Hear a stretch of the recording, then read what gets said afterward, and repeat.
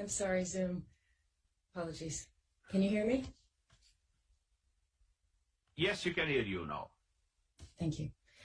10 days ago, I was in Yemen to meet some of the 4 million people displaced by conflict. I visited one informal settlement that was home to 130 families, only 20 of them receiving any food aid at all. And then it was only when funding was available. I visited a makeshift school. It was made up of 5 small dark rooms. The children were sitting on the floor and they hadn't eaten, nor had the teacher. She was a volunteer, and she told me she walked at least an hour and a half each day to get to that remote place to try to give the kids some hope for the future, because they had nothing, no food, no pens, no desks, no school books, no salary for the teacher. 13-year-olds were sitting next to 3-year-olds, striving to learn to read and write in a hope for a future that they may never see.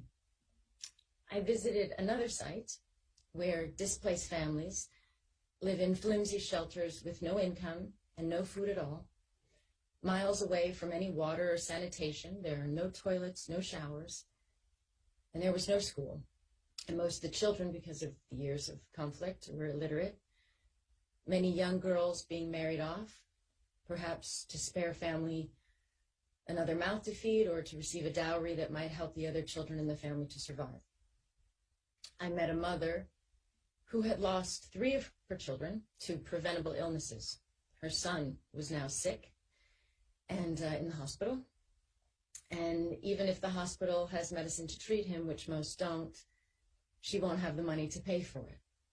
So this is the reality of an aid appeal that is drastically underfunded amid a conflict that has gone on for so many years without political solution. So let us be clear, as we all know, we cannot point to anywhere in the world where we're succeeding in deterring aggression or reducing the number of people forced to flee their homes. Last year, the UN humanitarian programs were only half funded. And this year, we're facing unprecedented needs that were rising globally even before the effects of the devastating war in the Ukraine. The UNHCR appeal in Yemen itself is only 9% funded. And on top of its own suffering, Yemen is hosting over 100,000 refugees from Somalia, Syria, Ethiopia, among other countries, without any support. So it is heartbreaking, it is infuriating, and above all, because it is a man-made crisis that must be ended. We all know that aid relief without political solutions does not work. The two have to go hand in hand, always. There is nothing more important for Yemen than to end the conflict, so that the people have a chance to live in safety and dignity, not dependent on aid, which no country or people ever wish to have to rely on. The next pledging conference should be about helping the people of Yemen rebuild and develop their country, not just a meeting about percentages of aid appeal to help only a fraction of the millions of people in desperate need not to die of hunger and preventable illness. But that is where we're at now.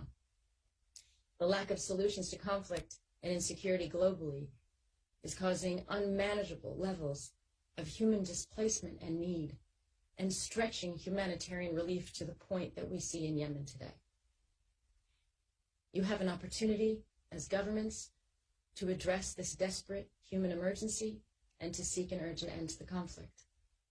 I hope you take it, and I implore you to do so. On behalf of the people of Yemen, of the families I met, I thank you so much for your time. Please do what you can.